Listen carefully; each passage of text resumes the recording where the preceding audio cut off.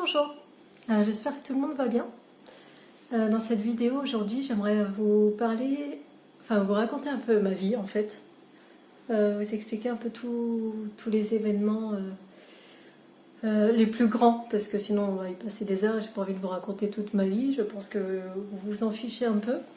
Donc vraiment les grands événements de ma vie qui m'ont permis d'être qui je suis aujourd'hui. Voilà.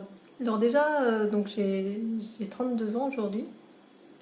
Et à l'âge de 5 ans, j'ai fait une très grosse crise d'asthme où j'ai été hospitalisée 2 semaines et j'ai failli mourir en fait. Donc déjà, dans l'enfance, une grosse épreuve comme ça. Et ce qui est très drôle, oui, moi, c'est que je me souviens, mais de détails, j'avais que 5 ans, je me souviens de quasiment de tout, du début à la fin de cette petite période-là. Voilà. Et l'asthme, d'ailleurs, donc j'en ai eu toute ma vie. Et en devenant végane, plus rien. Je peux marcher, courir, faire des efforts, je fais plus de crise. Moi, je pense que si on me met des acariens dans le nez comme ça par millions, par milliers, par milliards, je pense qu'effectivement je fais une crise d'asthme. Mais sinon, l'asthme ne fait plus partie de ma vie, grâce au changement d'alimentation. Voilà, donc enfance et adolescence heureuse, tout va bien dans ma vie. À 23 ans, je tombe enceinte de Falco. Et avant de tomber enceinte, donc c'était prévu, j'avais arrêté de fumer, j'avais arrêté de boire. Enfin, je faisais très attention à mon corps pour pour que l'enfant arrive dans un corps sain. Donc c'était bien. Et je voulais accoucher à la maison. Chose que j'ai pas pu faire parce que la 3e écho, les médecins de l'hôpital où je m'étais quand même inscrite, j'ai oublié de mettre le micro là, ont vu qu'il avait une grosse tête. Et du coup, ça leur posait un peu de problème. Enfin, ils imaginaient que l'enfant avait un petit souci de santé. Et du coup, ils voulaient absolument me faire une césarienne. Moi, je refusais. Et puis, finalement, je suis restée à l'hôpital un jour parce que j'avais la poche qui s'ouvrait un peu, qui se fissurait. Et finalement, j'ai accouché à l'hôpital. Et d'un côté, tant mieux, parce que là, il a dû naître par césarienne. Et effectivement, il avait une très grosse tête. Donc, tout s'est bien passé quand même, malgré tout. Ils m'ont laissé, et franchement, j'ai beaucoup de gratitude pour le personnel hospitalier, parce qu'ils m'ont laissé quand même la possibilité d'accoucher par voie basse, alors qu'ils étaient quand même assez flippés, vu les circonstances. Donc mon enfant naît, et il s'avère que il a un syndrome très rare. Donc on l'a découvert assez rapidement, il a été suivi très très bien. Et voilà, déjà première claque, première grosse claque dans ma vie. Mon enfant est handicapé. Voilà.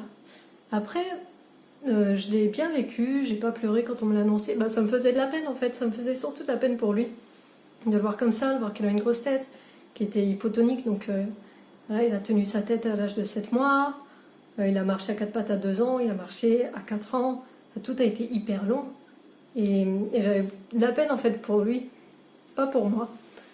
Moi, voilà, je suis maman d'un enfant handicapé, et puis je vais m'en occuper, je vais lui donner tout l'amour dont il a besoin. Et un peu avant, il me semble que c'était un petit peu avant ça, déjà je suis devenue végétarienne à 20 ans. J'ai commencé à avoir des prises de conscience sur plein de choses, hein, sur l'exploitation animale, sur l'écologie, sur la santé. J'ai commencé à m'ouvrir vraiment sur tout ça, et sur le bouddhisme. Voilà, j'ai eu un petit souci avec mon téléphone, je ne sais pas ce qu'il m'a foutu. Donc je me suis intéressée au bouddhisme. J'ai découvert cette philosophie et la sagesse bouddhiste et je trouvais ça tellement chouette, vraiment chouette. Et du coup, je pense que c'est un peu grâce à ça que j'ai bien vécu le fait d'avoir un enfant handicapé, de l'aider. En fait, je me suis jamais plainte, enfin, c'était comme ça. tout le monde me disait « Ah, qu'est-ce que t'es courageuse et tout », parce que voilà, je m'en occupais 24 heures sur 24, 7 jours sur 7, enfin, il avait besoin de moi tout le temps.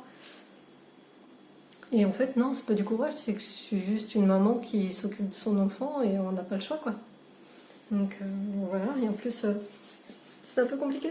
En fait, jusqu'à l'âge de 4 ans, il y a eu beaucoup de rééducation, des IRM sous anesthésie, des opérations. C'était un peu lourd quand même.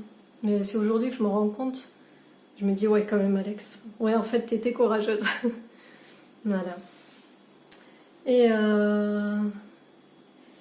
et voilà, après je suis tombée enceinte de mon deuxième enfant, d'un petit garçon. Et pendant ma grossesse, j'ai monté le projet d'ouvrir un restaurant vegan avec ma sœur. Et ça, c'était trop bien. C'était génial et ça s'est concrétisé. Là, ça fait 4 ans qu'on est ouvert. Et voilà, ça me met vraiment de la joie dans ma vie. À chaque fois que je me réveille le matin et que je vais travailler, je suis trop contente. Même s'il pleut, même si... en fait, rien, tout va bien. Quand je vais travailler, je sais que je vais être avec ma sœur, qu'on va rigoler, qu'on va avoir des super clients et qu'on va passer une bonne journée. Donc voilà, c'est trop bien. Ça me met en joie. Mon travail me met en joie. Et puis, l'année 2020 est arrivée. Je suis désolée, mon téléphone il me dit que j'ai plus de place, donc j'ai essayé de faire très vite. Donc j'avais des douleurs dans le dos, dans le ventre, dans la jambe. Et un jour, bon, j'ai laissé traîner comme d'habitude. Je me dis, oh, ça va passer, ça va passer. Et un jour, j'ai senti une boule dans mon ventre, assez grosse.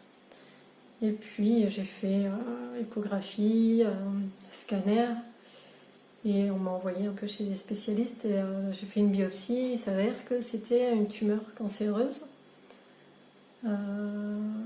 Et on programme l'opération en plein confinement, au mois de mars.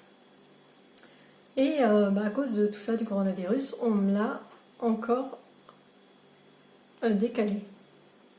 Je suis désolée, mon téléphone est fait vraiment.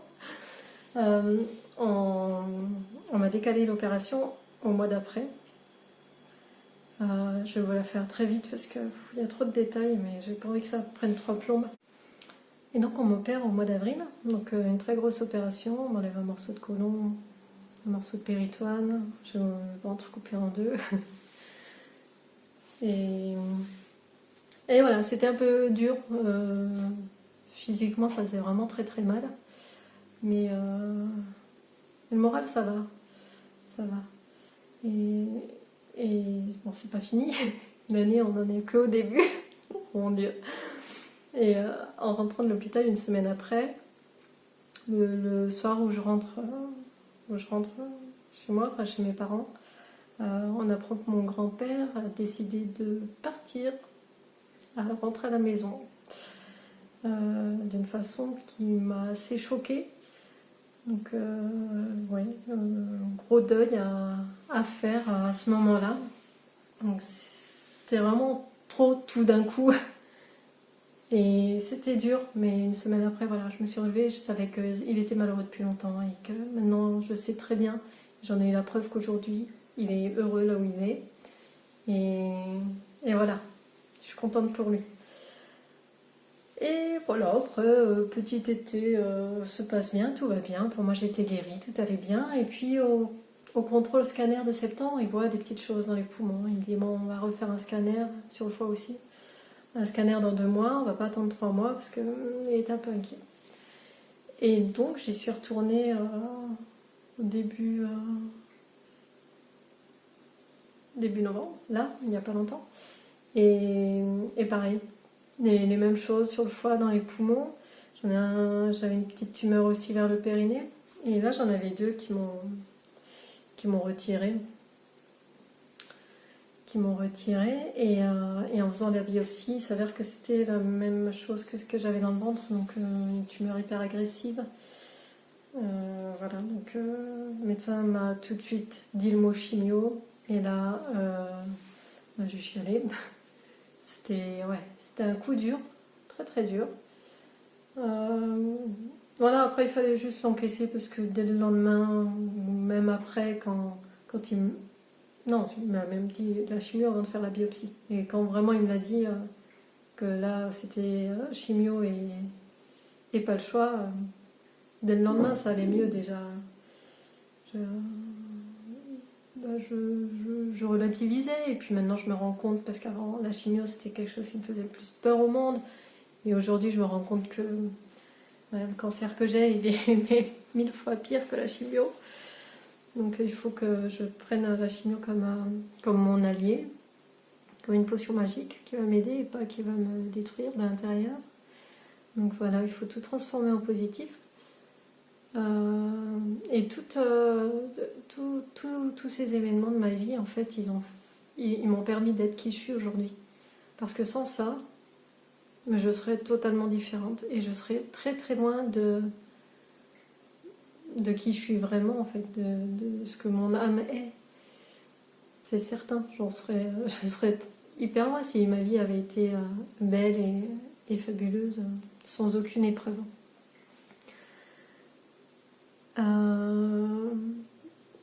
Voilà, et du coup, hier je pensais à ça, et ce qui est très important quand on vit des expériences comme ça, la première chose, c'est d'accueillir ce qui nous arrive avec le plus de sérénité possible, de bienveillance, de l'accueillir, de l'accepter. Je sais que ça peut paraître difficile, hein. Franchement, c'est un long chemin pour en arriver jusqu'ici. Et tout ça avec beaucoup d'amour. Donc c'est la règle des 3 A qui je pense, est hyper importante pour toutes les circonstances, dans toutes les circonstances de notre vie, de mettre en place dans notre vie tout ça. Et c'est vraiment pour des petits trucs banals, quoi. Mais vraiment, je me prends un PV. Voilà, j'accueille, j'accepte et j'y mets de l'amour aussi. Je vais y arriver avec mon truc. Il faut que je vide mon téléphone. C'était une catastrophe. Voilà. Donc il faut avoir de la gratitude pour tout ce qui nous arrive. Les petites choses comme les pires. Parce que c'est là pour quelque chose. Et à chaque fois, ça nous apprendra forcément. Forcément, ça nous apprendra et ça nous aidera à grandir. Rien que le cancer, même après l'opération, j'avais plein de gratitude parce que ça m'a aidé dans mon cheminement, dans mon évolution, dans mon éveil spirituel. Et je sais que la chimio aussi, ça va en faire partie. C'est sûr que c'est difficile à accepter, mais après, je suis certaine qu'après, quand tout ça sera passé, je me dirai, mais oui, mais c'est sûr. C'est sûr qu'il fallait que je le vive, ça, pour en arriver là. Sans ça, j'évoluerai pas aussi vite vers telle direction. Enfin, je sais pas. Mais je suis certaine. Voilà, bon, je pense que je vais m'arrêter là parce que mon téléphone ne veut plus. Je pense que ça va donner au montage, mais bon, c'est pas grave, on s'en fiche un peu. Le principal, c'est de recevoir les messages et voilà. Donc, faites de vos épreuves une force. C'est hyper important. Faut essayer de pas se lamenter. Je sais que c'est difficile, hein, parce que franchement, je suis passée par des épreuves, bien sûr. Il faut pleurer, il faut se dire, ouais, peut-être des fois c'est de la merde la vie. Pourquoi moi? Peut-être. Mais après, voilà, il faut se relever et puis se dire, bah oui, je vais y arriver, je vais guérir, etc. etc. Voilà, bah, j'espère que ça vous a donné un petit peu d'espoir, de joie, de voir la vie de ce côté-là, de cette façon. Voilà. C'était les grands événements de ma vie qui ont fait qui je suis aujourd'hui. Je vous embrasse et à la prochaine.